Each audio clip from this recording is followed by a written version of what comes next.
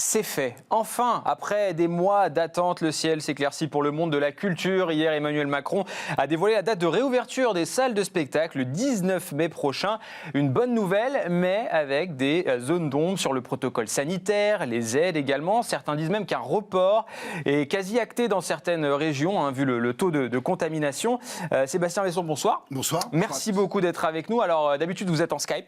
C'est vrai. Voilà, donc là, on est très heureux de vous avoir. Ça fait du bien d'être en présentiel avec vous. Ça fait du bien de vous avoir ici. Vous êtes le directeur de l'Européen à Paris et vous allez nous donner votre avis, bien sûr, sur ce calendrier et plein d'autres choses. Mais juste avant, Leïla, quel est le dispositif annoncé par le président de la République ? Eh bien, écoutez, dans un premier temps, il ne se passera pas grand-chose. Mais pour Merci, accéder à cette catégorie, il faudra utiliser le pass sanitaire qui est disponible depuis plusieurs jours sur l'application Tous Anti-Covid et donc présenter un test négatif dans les 2 jours qui précèdent l'événement ou alors un certificat de vaccination. Là où ça commence à être intéressant, c'est à partir du 9 juin, ouais. Étape 3 du déconfinement. C'est un peu compliqué. Les lieux de culture, musées, expositions et les foires, les salons pourront accueillir jusqu'à 5000 personnes. Et ainsi, les établissements sportifs, on ne les oublie pas, les stades, avec la mise en place donc, de ce fameux pass sanitaire. Les touristes étrangers pourront revenir sur le sol français avec ce fameux pass. Et puis enfin, à partir du 31 juin, étape 4, je vais y arriver, il sera possible d'accéder à tout événement rassemblant plus de 1000 personnes en extérieur et en intérieur sur présentation du pass sanitaire. Avec l'évolution aussi, bien sûr, du couvre-feu qui a passé de 19h à 21h puis 23h. Sébastien Besson, je rappelle, vous êtes patron de l'Européen, théâtre parisien. C'est la délivrance, enfin. Ouf. La délivrance, en tout cas, c'est des perspectives. On est déjà content de pouvoir avoir déjà un calendrier et puis qu'on puisse travailler sur ce calendrier. Après, il reste quand même beaucoup de flou, justement, sur les différentes étapes. On part déjà du 19 mai. 19 mai avec un couvre-feu à 21h. On a fait l'expérience du couvre-feu au mois d'octobre. Ça fait quand même stresser le public. Les gens ont peur de ne pas rentrer chez eux en temps et en heure.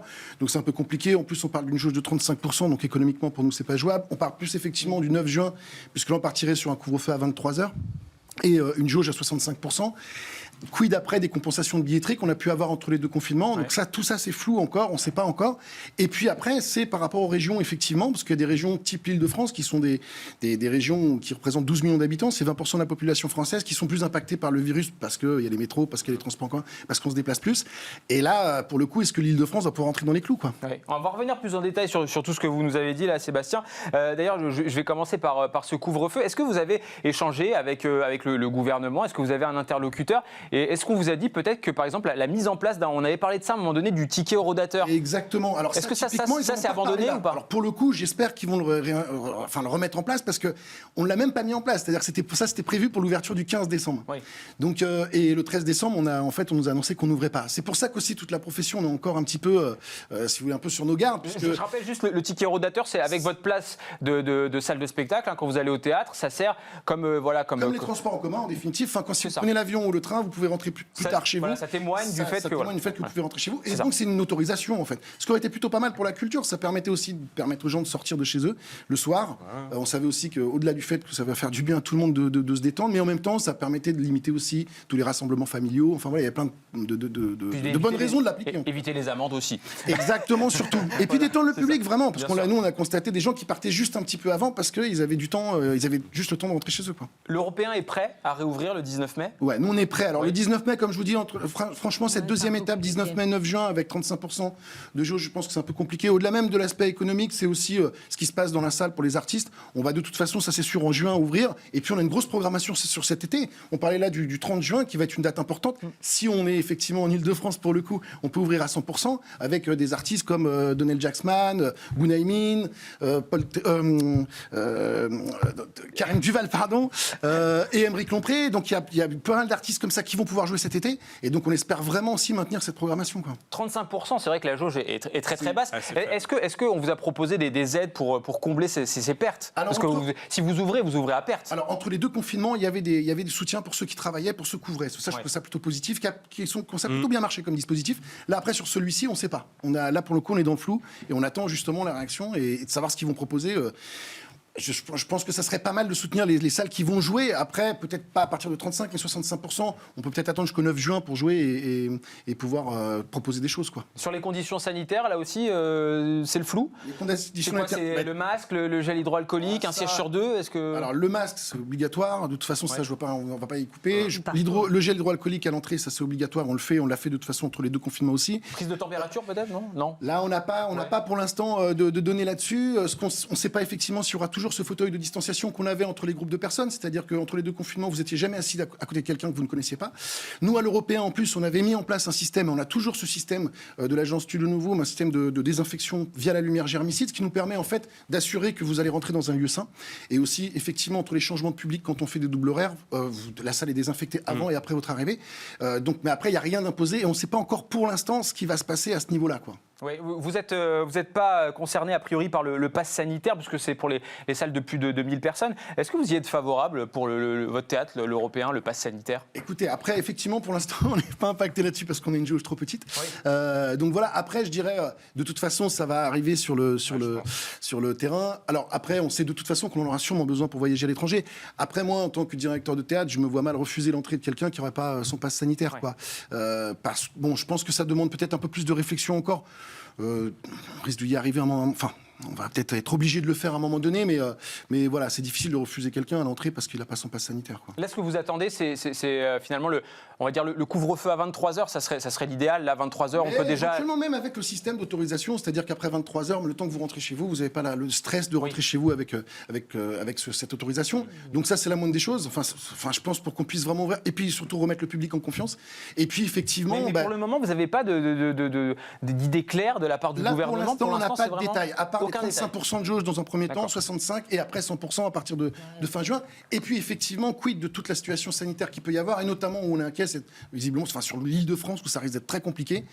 Donc, voilà, quel va être le seuil, en fait, en dessous duquel on va pouvoir jouer. Et puis, quid aussi, effectivement, s'il y a 450 personnes sur 100 000 qui sont impactées, est-ce qu'on nous arrête du jour au lendemain? Enfin, il y a aussi tout ça, c'est le stop and go qui fait très mal. Hein. Oui, parce qu'on le rappelle, voilà, il y a la possibilité de freiner ce déconfinement si le taux de contamination dépasse les 400 cas pour 100 000 habitants, ce qui a priori va peut-être être le cas le 19 mai prochain dans la région parisienne. Là, ça voudrait dire que votre théâtre, l'Européen, ne pourrait pas ouvrir ses portes.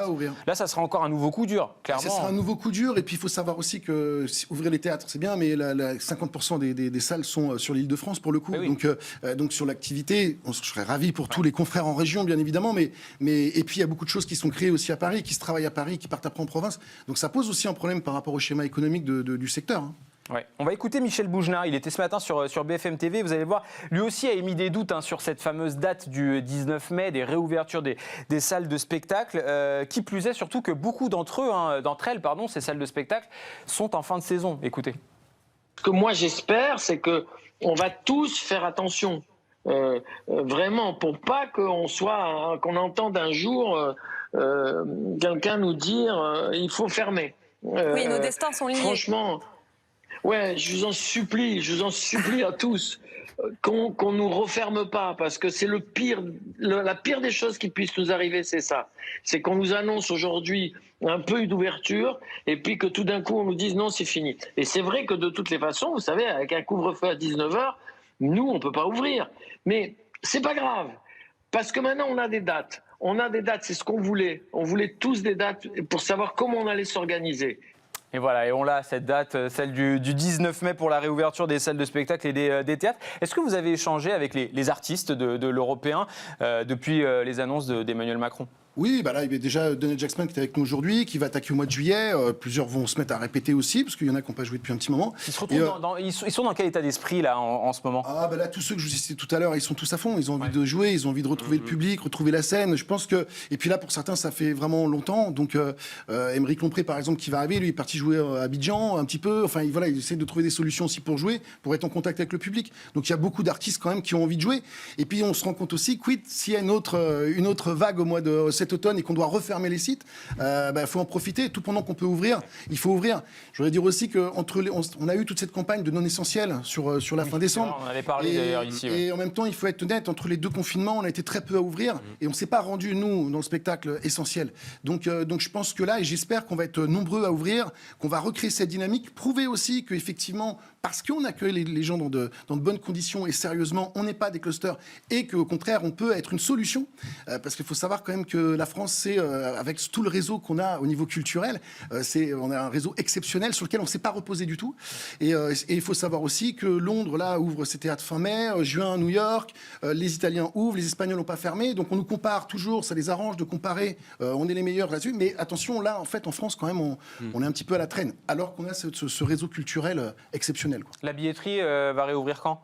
Qu'on vienne vous voir. Non, mais là, les billetteries, dès qu'on annonce les spectacles, là, je pense que ça va rouvrir. C'est déjà des spectacles qui sont déjà en vente pour juin. Oui, et j'imagine qu'il y a une forte attente de la part du public aussi, parce qu'on a tous envie de retrouver les terrasses de café, les théâtres, les salles de spectacle. Ouais, je pense que pour tout le monde, que ce soit les restaurants, les bars, les salles de spectacle, les ciné et même les musées. Donc je pense, non, il y a une attente du public. Et après, effectivement, par contre, il va falloir que le gouvernement soit assez clair pour les rassurer, parce que, vous savez, c'est ce qu'on se disait aussi pendant tout le long de Enfin, on a été complet. Ce qui, a priori, n'est pas trop le cas en ce moment, parce qu'on a l'impression que c'est quand même encore le grand flou. Hein. On a besoin. Voilà, on vous a donné une date, mais après. Exactement, on a besoin de clarifier vraiment ça. Et d'une pour nous professionnels pour pouvoir s'organiser, et en même temps de rassurer aussi le public en disant mais si je vais pouvoir aller voir une salle de spectacle. C'est difficile, même entre les deux confinements, ça a été difficile d'avoir de la billetterie d'avance, que les gens achètent un mois ou 2 mois à l'avance. C'était de plus en plus compliqué parce que vous étiez vraiment dans l'incertitude.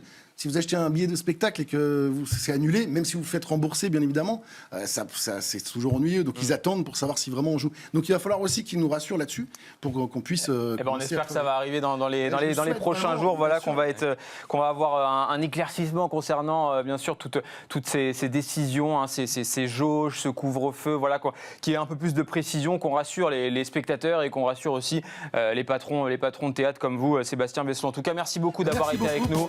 Voilà, merci. Et puis vous revenez quand vous voulez. Vous êtes toujours le bienvenu. Je viendrai, je ferai après. Voilà, vous tapez à la porte. Exactement. Puis nous aussi, on viendra à l'Européen. Voilà, pour voir les spectacles. Et puis n'hésitez pas à aller à l'Européen. Voilà, allez. Et toutes les salles d'ailleurs. Exactement. Voilà, il y a plein de professionnels qui vous attendent et il va y avoir des gros moments, je pense, sur scène. Là. Cette reprise devrait être intéressante. Avec des beaux spectacles. Merci en tout cas d'avoir été avec nous. Merci Yoann, merci Leïla, puis merci à vous de nous avoir suivis. On se retrouve dès lundi pour un nouveau débrief. D'ici là, passez un excellent week-end sur notre antenne.